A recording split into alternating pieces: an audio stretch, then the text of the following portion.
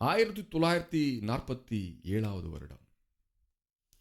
அன்றிலிருந்து இன்று வரை 2026 வருடம் வரைக்கும் இருக்கிற வருடங்களை நாம் கூட்டி சேர்க்கும் பொழுது 70 வருடங்கள் கழிந்து 70வது வருடத்தின் இறுதி பகுதியிலே சில மாற்றங்களை நாம் எதிர்பார்க்கலாம்.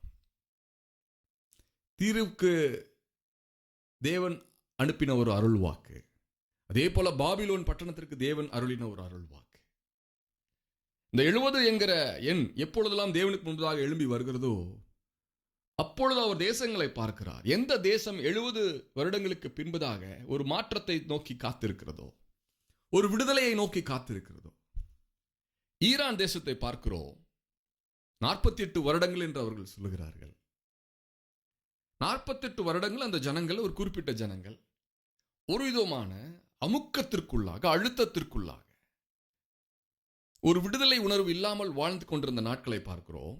திடீரென்று அந்த நாட்டிற்கு சேமம் உண்டாகத்தக்கதாக சடுதியாய் ஒரு மாற்றம் நிறைவேறியது.